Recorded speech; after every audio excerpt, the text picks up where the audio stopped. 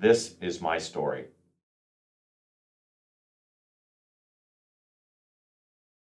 Patience, not fast enough. So we have to be patient about learning about patience.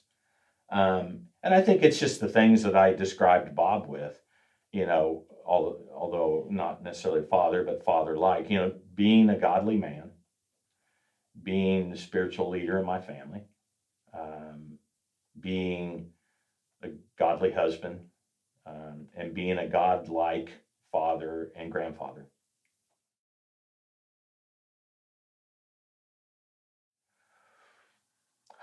Well, that's a good question. I think, one of the things, and we have talked about this in our small group a little bit, we kind of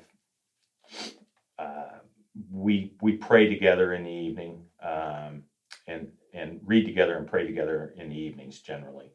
And there are some evenings that I'm just, I've worked a longer day or whatever, and I just get tired and I want to go to bed. And, being the spiritual leader is you say, no, I know I'm tired, but we need to do this. I need to set the example and not just cop out and go to bed. And Lori and I have talked about that, and she said, "Well, I'm responsible for that too." And I agree that there's a shared responsibility with some of this stuff, but I think ultimately the responsibility falls on me. The Bible's very specific about that, and I think it's not just it just can be everyday things.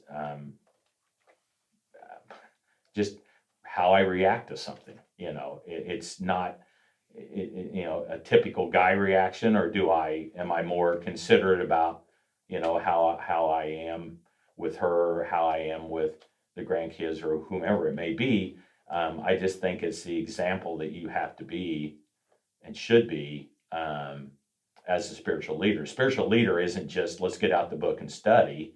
It's like Bob, it's living the example, because a lot of people I've found over the years don't want to be taught.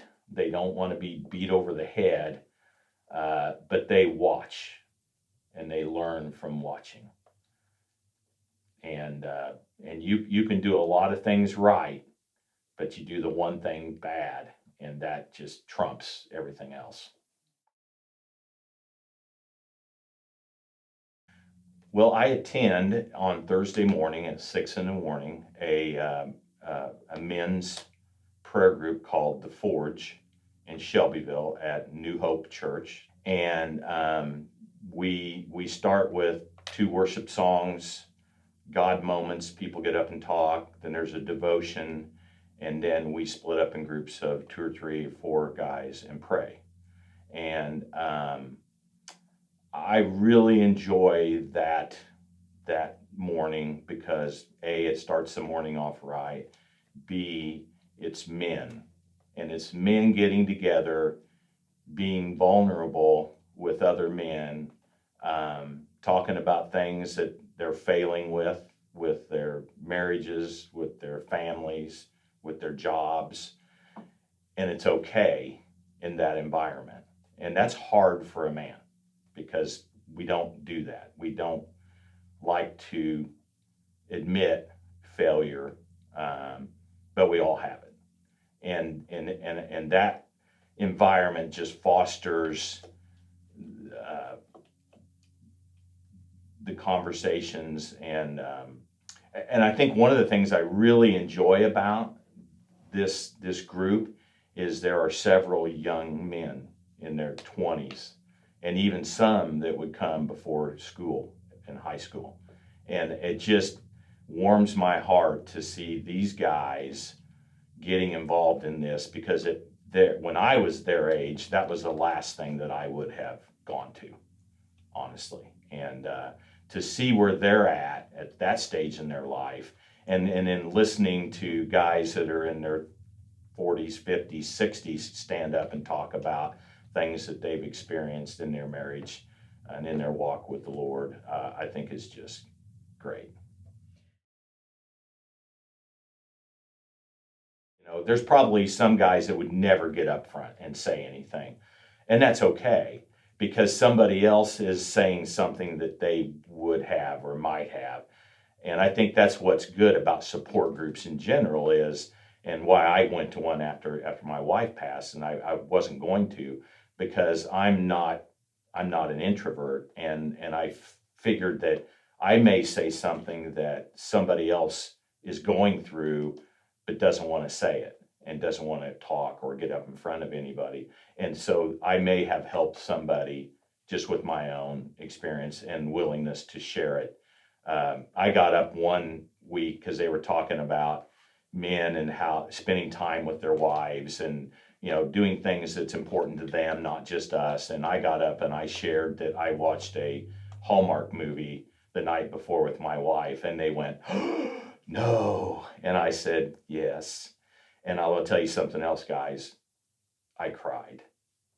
And they went, and why would I stand up there and say that? Because it's okay. And those guys, and especially some of the younger guys, will see, oh, well, it's okay then. You don't have to be the macho tough guy all the time. You can, and I told him, what do you think that meant to Lori? Instead of her sitting in her room and watching the movie and me sitting in watching a ball game in another room, that I said, hey, this movie looks interesting. Let's watch it together. What do you think that did for her? I think most guys think, and I'm not saying that all women are the same because you're not, but I think most guys think, well, I need to buy my wife this, or buy her flowers, or buy her candy, or buy her this, or buy her this. And Lori's not about any of that stuff. She doesn't even want me to buy her a card. What she wants is to be with her, to spend time with her, to not be impatient with her, to understand her. And I think, I think for guys, the easy way out is just to buy something and think that's the answer. And it's really not.